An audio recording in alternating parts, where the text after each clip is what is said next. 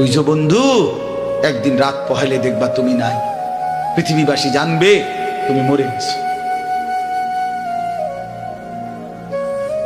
পৃথিবীর তখন আলো ফুটবে, চাঁদও উঠবে, সিএনজিও চলবে, অটোও চলবে, দোকানপাট সবই চলবে। এই পৃথিবীর হই হুল্লুর হুলুস্থুল ব্যস্ততা, ধোকাবাজ এই দুনিয়া, কেউ থামবে না, শুধু তোমারে কবরে পাঠায়। ধোকাবাজ এই দুনিয়া প্রতারক, এই দুনিয়া কেউ থামে না। সামনের সিএনজি অ্যাক্সিডেন্ট করলো, পিছনের সিএনজি থামে না, ছাড়ি দিয়ে যায় না। সামনের গাড়ি অ্যাক্সিডেন্ট করলে পিছনের গাড়ি থামে না, ছাড়ি দিয়ে যায়। স্বার্থপর এই দুনিয়ায় কেউ থামে না। হ্যাঁ, বাপরে দাফন কইরা এই সন্তান, এই বউ বাচ্চারাই আবার এসার পরে ওই দিনকেই ভাত খায়, তাই না? পেট বইরা খায়, লগের ঘরের থেকে আর আইন্দা আনছে, এরা ঠিকই পেট ভরে খায়। তো ওরা না কাঁদলো বিকালে, ওরা না দুপুরে কাঁদলো, কোন ভাত খায় খা। স্বার্থপর, কেউ থামে না দুনিয়া, আলো বাতাস সব চলে, তুমি বন্ধু থাকো।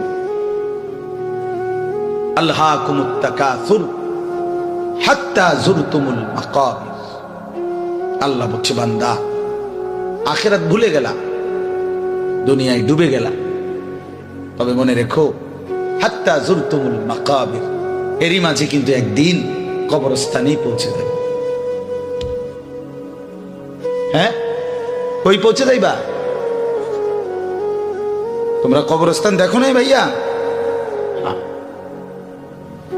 কাল্লা সাউফা তা'লামুন। আল্লাহ বলে, কবরে আসলেই আমি বুঝাই দেব বান্দা আমার নাফরমানির শাস্তি কেমন। সুম্মা কাল্লা সাউফা তা'লামুন। আবার নাফরমান হাসরের ময়দানে আসলে আমি আবার বুঝাই দেব আমার অবাধ্যতার শাস্তিটা কি। একবার বুঝাবো কবরে। তাফসীরের মধ্যে আছে কাল্লা সাউফা তা'লামুনা ফিল কবরি সুম্মা কাল্লা সাউফা তা'লামুনা ফিল আখিরাহ। আল্লাহ বলে, একবার কবরে বুঝাইবো আমারে ত্যাগ করা, আমার নাফরমানি, আমারে সিজদা না করার শাস্তিটা কি। কবরেই টের পাইবা। ওয়া ইউকাইয়াদু লাহু মালাকুন আমা ওয়া আসাম্মু আবকাম। নবী বলেন, নাফরমানের কবরে এমন একজন ফেরেশতা পাঠানো হবে, যেই ফেরেশতা অন্ধ, বোবা, বধির, চোখেও দেখে না, কানেও শোনে না, জবানেও কথা বলতে পারে না। ফায়ুদরাবু লাহু বিমিতরাকাতিন মিন হাদিদ দারবাতান বাইনা উদুনাইহি। আল্লাহর নবী বলেন, ওই ফেরেশতা ওই নাফরমান পাপীকে লোহার হাতুড়ি মুগুর দিয়ে দুই কান বরাবর এমন জোরে আঘাত মারবে, ফায়াসিহু সাইহাতান ইয়াসমাউহা মান ইয়ালিহি ইল্লা তাকালাইন। নবী বলে, নাফরমান এত জোরে চিৎকার করবে, মানুষ এবং জিন ব্যতীত আল্লাহর সব সৃষ্টি শুনবে।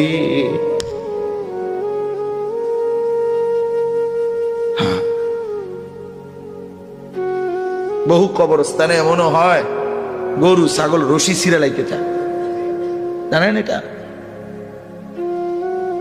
ওরা শুনে কবরের আযাবের আওয়াজ, এজন্য রশি ছিঁড়া ফেলতে চায়। প্রিয় বন্ধু, কষ্ট পাইবা, এই অনিবার্য বাস্তবতা কবর ইমানদার হিসাবে অস্বীকার করার কোনো জো নাই। পাশ কাটাইবার কোন সুযোগ, এই দল কিংবা এই দল, আমি কিংবা তুমি, কেহই অনিবার্য এই সত্য, চিরন্তন এই বাস্তবতা, নিদারুণ এই সত্য, কবর, আখিরাত, মৃত্যু, এটাকে পাশ কাটাবার সুযোগ নাই।